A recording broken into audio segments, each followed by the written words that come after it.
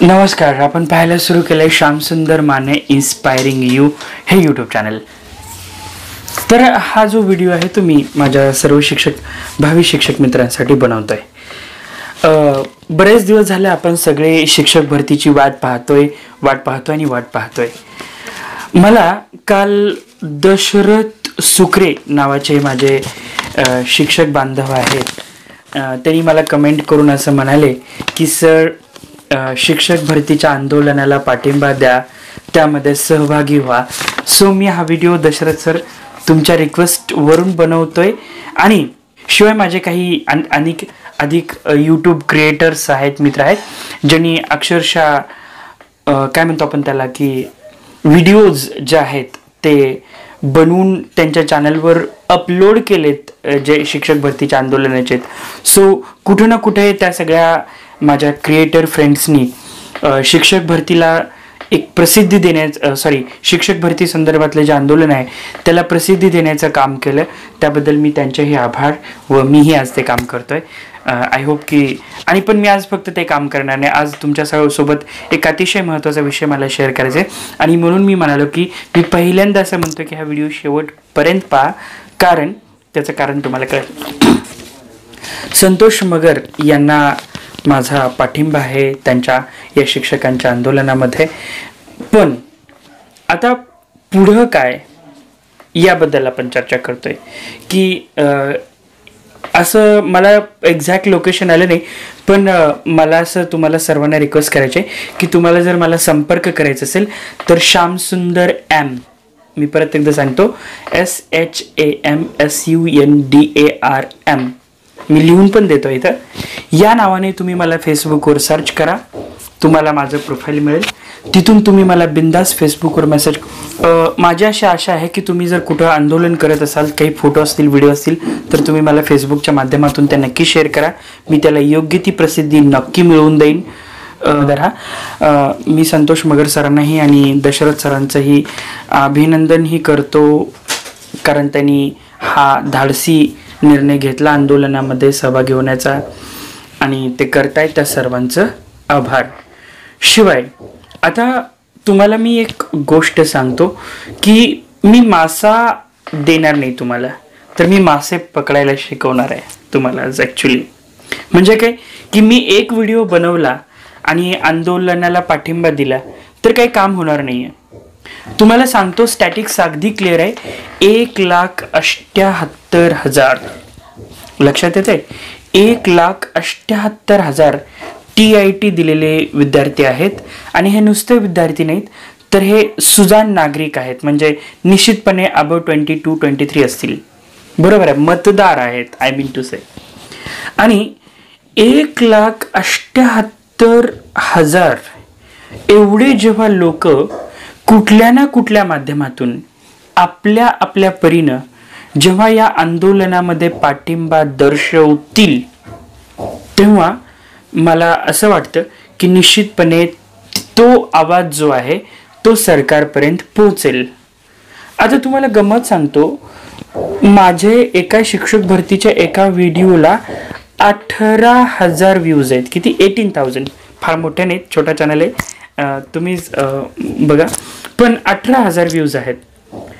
आता एवढे व्ह्यू असून सुद्धा माझ्या घरी माहीत नाही की मी शिक्षक भरती संदर्भात सध्या काय वातावरण आहे, माझ्या गल्लीतल्या एकाही माणसाला माहीत नाही की पवित्र पोर्टल काय आणि शिक्षक भरती संदर्भात सरकार कशी चालढकल करते, हे गल्लीतही माझ्या लोकांना माहीत नाही। मी ज्या ऑफिसमध्ये काम करतो म्हणजे माझ्या कॉलेजवर 6-7 जणांचा आमचा शिक्षकांचा स्टाफ आहे, त्यापैकी कुणालाही माहीत नाही की पवित्र पोर्टल म्हणजे काय आणि शिक्षक भरती कधी होणार होती आणि सरकार काय करते या संदर्भात।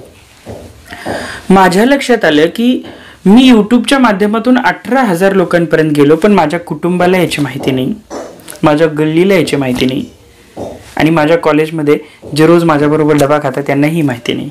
म्हणजे काय की हा जो विषय आहे तो फक्त जे TIT दिले त्यांच्या पुरताच मर्यादित आहे। सो मला असं वाटतं की आता ही वेळ आली की हा विषय पूर्ण महाराष्ट्राच्या जनतेला कळायला पाहिजे। आता तो कसा कळणार हा महत्त्वाचा विषय आहे। तर मी तुम्हाला काही कल्पना सुचवतो आणि तुम्ही इम्प्लिमेंट करा, मीही इम्प्लिमेंट करणार आहे.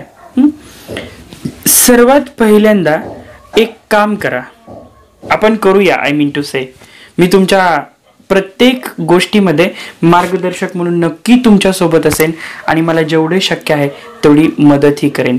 मॉरल सपोर्ट असू द्या, आर्थिक सपोर्ट असू द्या, किंवा प्रसिद्धीसाठीचा माझा सपोर्ट असू द्या.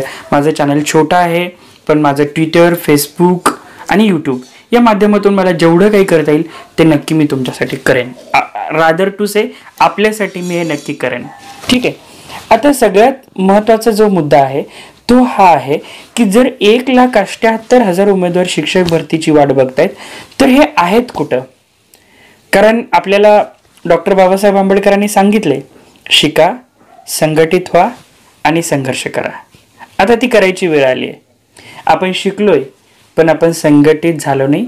संघर्ष करायचा तर विषयच नाही. ओके.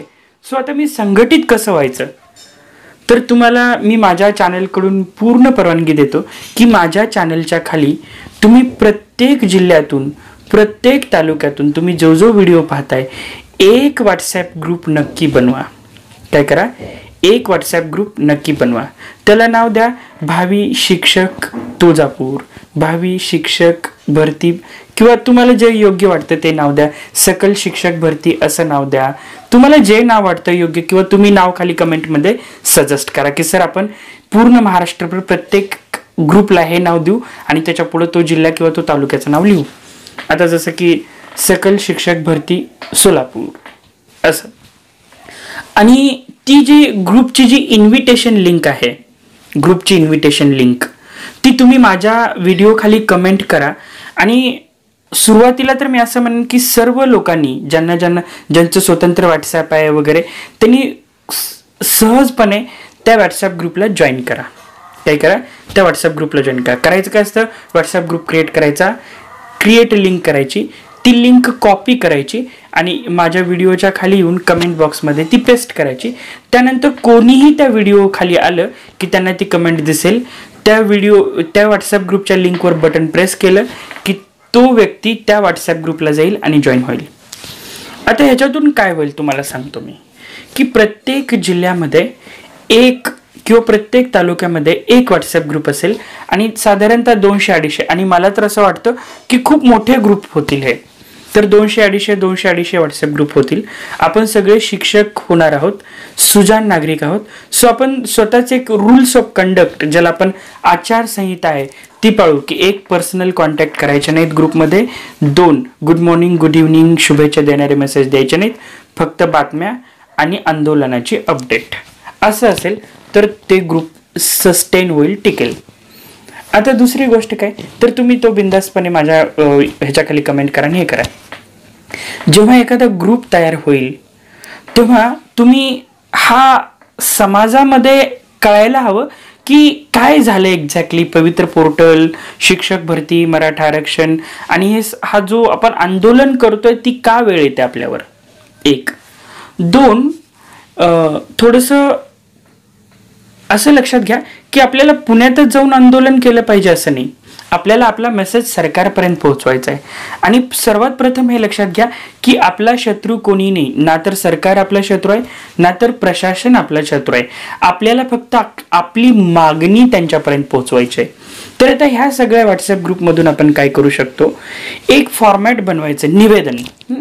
आणि तुम्ही जर तालुका लेवलला असाल तर तहसीलदाराला निवेदन द्यायचं. काय, प्रति तहसीलदार ते नाव आणि विषय काय, 25 फेब्रुवारीच्या पूर्वी, काय 25 फेब्रुवारीच्या पूर्वी किंवा आचारसंहिता लागण्यापूर्वी, शक्यतो तुम्ही 25 फेब्रुवारी पूर्वी असं म्हणा, कारण 25 फेब्रुवारीपासून महाराष्ट्र सरकारचं अधिवेशन सुरू होत आहे आणि ते 2 मार्चपर्यंत चालणार आहे. म्हणजे 25 फेब्रुवारी ते 2 मार्च. समजा 25 फेब्रुवारीपर्यंत ॲड नाही आली तर तुम्ही 25 ते 2 मार्च या 7 दिवसात विधिमंडळाचं, मंत्रालयात सगळी कामकाजं चालू असतील, अर्थसंकल्पीय अधिवेशन.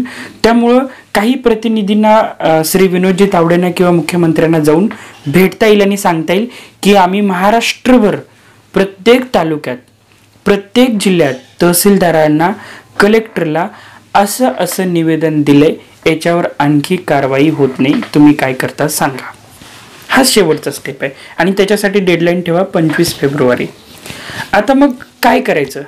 आता मी समजा राहतो अक्कलकोटला किंवा मी राहतो पंढरपूरला, मोहोळला, आणि तुम्ही मला म्हणता की आंदोलनाला सपोर्ट करा, पुण्यात या. आता हे थोडं फिजिबल नाही आहे. हां, पण फिजिबल काय मी ते तुम्हाला सांगतो. पंढरपूर तालुक्याचा ग्रुप काढा, मोहोळ तालुक्याचा ग्रुप काढा, तुळजापूर तालुक्याचा, नगर, नांदेड, बीड, परभणी, सगळीकडच्या. आता तिथून काय करायचं की 100 मुलं तरी मला वाटतं की नक्की, आणि तुम्ही जर राजकीय लोकांचे जर निवेदन देणे किंवा आंदोलन पाहिलं तर 10-20 लोक नसतात, ते पण त्यातले निम्मे अर्धे भाडुत्रे असतात. आपण तर 1,78,000 आणि यांच्याशी निगडीत एवढ्या फॅमिली आहेत. सो माझं म्हणणं असंच आहे की आपण प्रत्येक तालुक्यामध्ये प्रत्येक एक डेट ठरवून ग्रुपच्या माध्यमातून काय करूया की तहसीलदारापर्यंत आपलं विधायक पद्धतीनं, कायदेशीर पद्धतीनं फक्त आपली मागणी मांडूया. याच्यामध्ये 2-3 गोष्टी करायच्या की आपण फर्स्ट टाइम मागणी मांडतोय. इतके दिवस तर सरकार आपल्याला मनानं दिलं आणि आपण घेऊ असं होतं. सो आंदोलनाची एक दिशा असते. जर धनदिशी जाऊन हाय हाय मुर्दाबाद असं करायचं नाही. पहिल्यांदा काय करा, एक निवेदन द्या की या तारखेपर्यंत शिक्षक भरतीचा काम मार्गी लावा, असं निवेदन द्या ग्रुपच्या वतीनं शिक्षक भरतीच्या. 50 लोक जरी तहसीलदारापर्यंत गेले तरी मला वाटतं हे आपला यश आहे.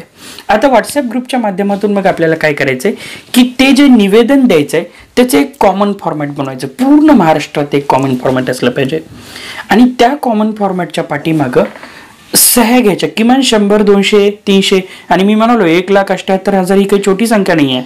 मला वाटतं की 40-42 जिल्हे असतील. माझं जनरल नॉलेज थोडं कच्चं आहे किंवा बरेच दिवस झाले मी अपडेट केलं नाही. 38 का 40 काहीतरी जिल्हे आहेत महाराष्ट्रात. म्हणजे मला वाटतं की एकेका जिल्ह्यातून 10,000+ कॅन्डिडेट निघतील जर पाहायला गेले शिक्षक भरतीची वाट पाहणारे. तर मला वाटतं की 100-200 कॅन्डिडेट किंवा 250 कॅन्डिडेट गोळा व्हायला किंवा 256 जे व्हॉट्सअप ग्रुपचं लिमिट आहे तेवढं गोळा व्हायला काही अडचण नाही. आता जेव्हा तुमचा ग्रुप बनेल तेव्हा ह्यात मुलांनी खास करून पुढाकार घ्या. काय करायचं की पांढरा शुभ्र शर्ट घाला, इनशर्ट करा. काय करा? इनशर्ट करा. गांधी टोपी घाला. ह्या टोपीमध्ये फार ताकद आहे. ह्या गांधी टोपीने खूप आंदोलनं पाहिलेत. सो गांधी टोपी घाला आणि तुम्ही ज्या शहरातून तहसीलदाराला निवेदन द्यायला जाणार आहे त्या शहरात अगोदर त्या स्टँडवर गोळा व्हा. सगळेजण ST स्टँडच्या आसपास कुठंतरी एक प्लेस बनवा आणि मग तिथून तुम्ही काय करायचं, त्या तालुक्यामध्ये, त्या शहरामध्ये छत्रपती शिवाजी महाराजांचा पुतळा असेल, डॉक्टर बाबासाहेब आंबेडकरांचा पुतळा असेल. तुम्ही 25 जरी किंवा 50 जरी लोक गोळा झालात, छानपैकी जा. एक गुलाबाचं फूल प्रतिकात्मक म्हणून त्या महान लोकांच्या चरणी ठेवा, दर्शन घ्या आणि तहसीलदाराकडे गेल्यानंतर शिक्षकाचं प्रतीक म्हणून, मला ह्याचंही खूप आश्चर्य वाटतं की प्रत्येक लोकांचं प्रतीक आहे पण शिक्षकांचं एकही प्रतीक नाही, शिक्षकांचं सिम्बॉल नाही. मला जेव्हा वाटतं की मी गाडीवर जेव्हा जातो तेव्हा मला वाटतं की पोलीस कसं लिहितात, पोलीस सरकारी नोकर कसं लिहितात, महाराष्ट्र शासन वकील कसं लिहितात काहीतरी त्यांचं एक चिन्ह, बार काउन्सिलचं, शिक्षकांना काही चिन्हच नाही. मला असं वाटतं की हा पेन दिसतोय, हा रेड पेन हा असेल आपल्या शिक्षकांचा सिम्बॉल. सो तुम्ही कारण तुम्हाला माहिती आहे रेड पेनचं महत्त्व. शिक्षक पेपर चेक करतो, नोट्सबुक करेक्शन करतो, रेड मार्क शेरा मारतो. सो हा रेड पेन मला वाटतं की याच्यासारखा शिक्षकाला सिम्बॉल दुसरा कुठला नाही. सो एक रेड पेन खिशाला, पांढरा शुभ्र शर्ट, इन शर्ट, कारण आपण शिक्षक आहे हे कधी विसरायचं नाही. आणि पहिलं जे निवेदन आहे ते अतिशय शांत शिस्तबद्ध पद्धतीने जा. त्या तहसीलदारांना निवेदनाचे एक प्रिंट मारलेला कागद, निवेदन, त्याच्या मागं काही भावी शिक्षकांच्या साईन, एक लाल पेन आणि एक गुलाब त्यांना द्या. हे करताना स्थानिक ग्रुप्समध्ये हे मेसेजेस जातील याची काळजी घ्या. तुमच्या फेसबुकवर हे जातील ह्याची काळजी घ्या. तुम्ही हे सगळं करू शकता. मी श्याम सर आपला निरोप घेण्यापूर्वी खाली ग्रुपच्या लिंक नक्की टाका आणि या व्हिडिओला सपोर्ट करा आणि हा व्हिडिओ महाराष्ट्रभर पोहोचवूया आपण, जेणेकरून प्रत्येक तालुक्यामध्ये, प्रत्येक जिल्ह्यामध्ये भावी शिक्षक जे बेरोजगार आहेत, नोकरीची वाट पाहत आहेत, ते तहसीलदार आणि कलेक्टरपाशी जाऊन निवेदन तरी देऊ शकतील आणि आपल्या भावना मुख्यमंत्र्यांपर्यंत, शिक्षण मंत्र्यांपर्यंत पोहोचतील. पण या सगळ्यांमध्ये आपण शिक्षक आहोत ह्याची जाणीव नेहमी ठेवा आणि शांततेने विधायक मार्गाने आपल्या मागण्या सरकार पुढं मांडा. मी श्याम सर आपला निरोप घेतोय. चॅनलला सबस्क्राईब करा आणि मी तुमच्या कमेंटची वाट पाहतोय. Bye bye.